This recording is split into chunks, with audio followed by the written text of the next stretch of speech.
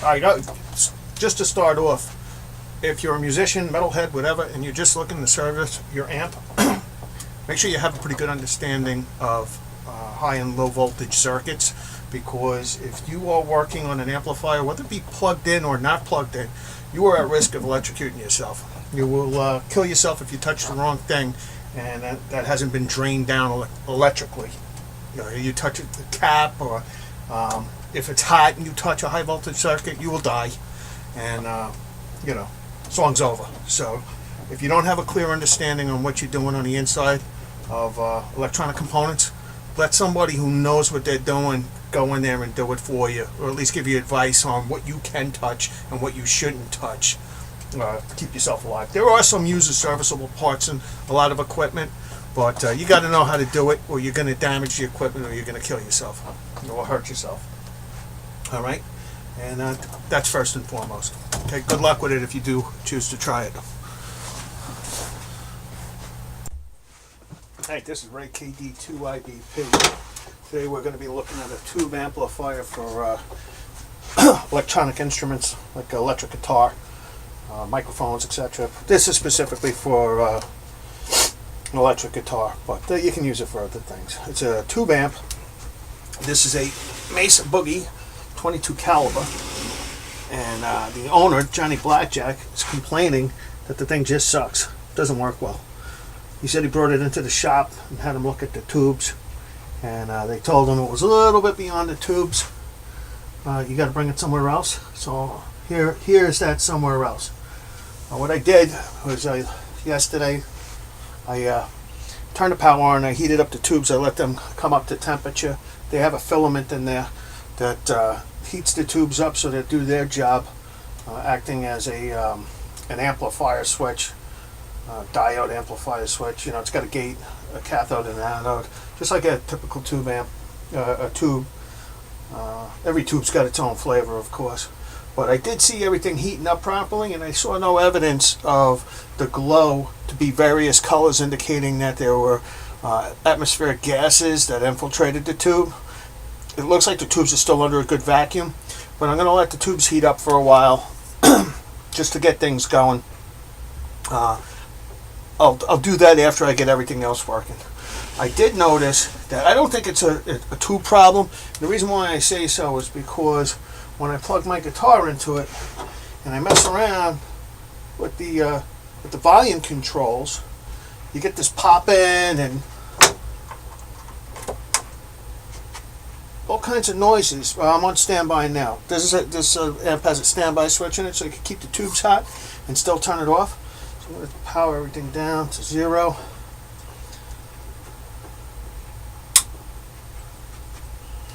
This thing has been on for about 3 minutes.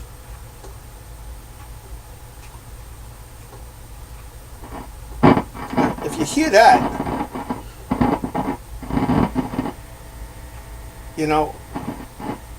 it sounds like there's amplification going on there, but it sounds like these variable resistors might be oxidized. They're not making good contact. So that's going to be our first order of business, I think, is we're going to clean those up. We're going to spray those down and see if we can get better contact going, and then we'll go to phase 2. Going to clean out, blow out the amp pretty good. I'm going to check out the capacitors, because capacitors also have a tendency to lose their vibrance, especially these electrolytic capacitors. What winds up happening is they eventually dry up and they lose their capacitance. So I could do a capacitance test on those. But first things first, let me clean up the resistors. And I'm not going to try to fix something that's really not broken. Okay? If it sounds good and we could really get this thing screaming with the guitar and there's no other apparent issues, I'm not even going to mess with the caps. Okay? Because that involves a little bit more work. I'm going to have to do a lot of desoldering and resoldering and all that other fun stuff, and I don't think Johnny wants me to get into that right away. Alright, so first steps first. I'll be back and we'll see how it sounds after a cleanup. One of the first things I like to do here is blow out the dust a little bit. You don't need a lot of air pressure to do this. So with about 50 pounds.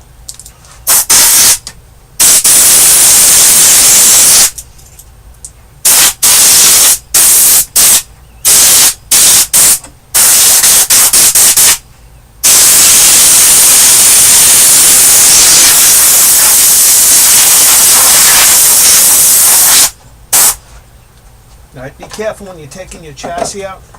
Make sure you're unplugged. Don't follow my lead.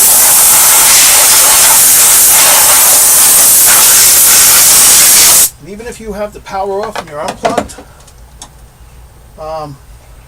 capacitors could store a lot of juice and potentially kill you. To give you an example, I have a Heathkit SB200 amplifier up there for amateur radio, and they'll store up to 2400 volts. And if you think that that's discharged and you hit that, you're dead. Well, you're going to ride the lightning. All right, next thing we're going to do is we're going to blow a little alcohol-based solvent into the resistors, variable resistors. Also, you want to be careful with this. You want to monitor where it's going and make sure that it's not dissolving paints and stuff like that on the finishes. Make sure you're not damaging the finishes on the amp.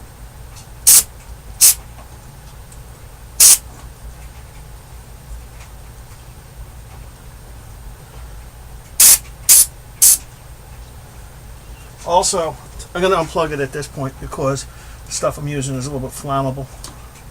Good contact cleaner is your best bet. It's specifically designed for that.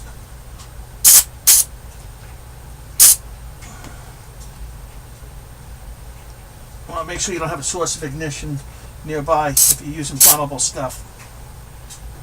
Set off a spark, especially if you're working like a home type shop like mine. It'll burn your house down. I can feel a difference in the way these puppies are turning right away. If you buy an amplifier or any other piece of audio equipment, sliders, knobs, stuff like that on there, you want to try to buy it from someone who doesn't smoke, because smoke is not only really microscopic dust, but it's got non-conductive properties to it, and it'll migrate into small parts, especially if there's a potential and electrical charge on the particles of dust and the equipment. And what will wind up happening is you build up a insulative layer between the conducting parts, and you'll run into problems similar to this. So smoking in the studio is no bueno. Try to avoid it.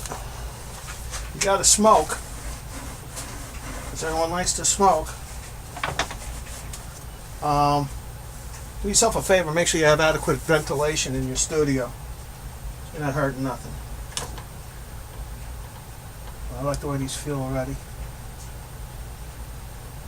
Just going to blow some air through them, speed up the drying process.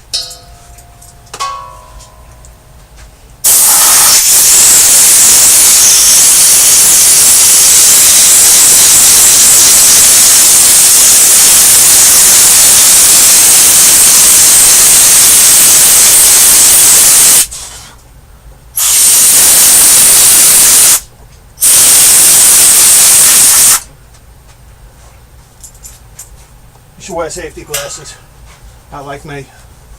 So if you get any blowback in the eye, you don't hurt yourself.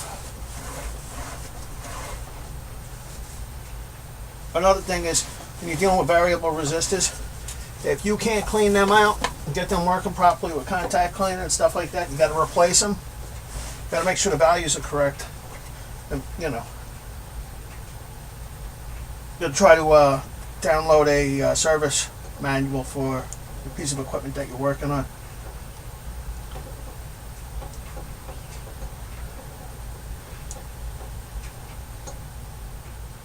Alright, we're going to let this dry up a little bit, and then we're going to come back and see how we did. Alright, the amplifier is ready to go. Everybody's out of the house. We're going to take it for a little test ride. I'm not a musician by any measure, but I could still crank it up. See how the amplifier, preamp, all that shit does.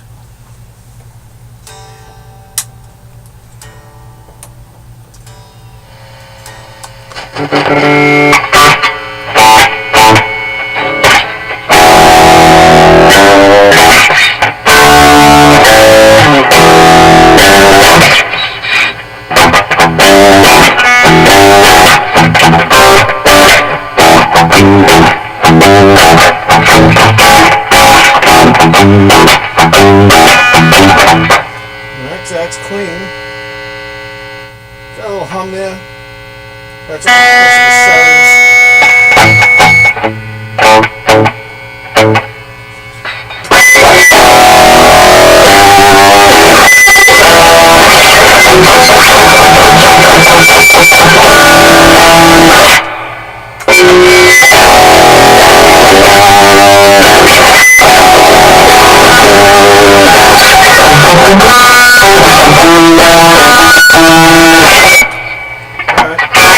I would say it works pretty good.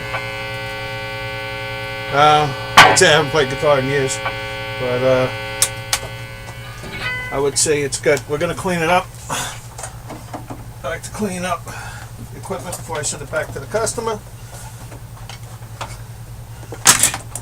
Make it look nice. Printed out a couple of documents here. I printed out the owner operating instructions from Mesa. So the owner has that. If he doesn't have it already, I don't know where he bought this. It came with a manual. I printed out the maintenance schedule here, which tells you what tubes are likely to cause problems. You know, if you get a buzz at this setting, it's probably this tube, blah, blah, blah. It's just a quick reference page. And it's got some settings on here, sample settings, and how to set up your knobs for various sounds. And I made laminated schematics for the circuitry inside. Alright, so that's it. I bring John, let him see his amp, play with it, and tell me what he thinks. I think we were successful. Okay? So that's it, KD2 IVP. Clear, thank you.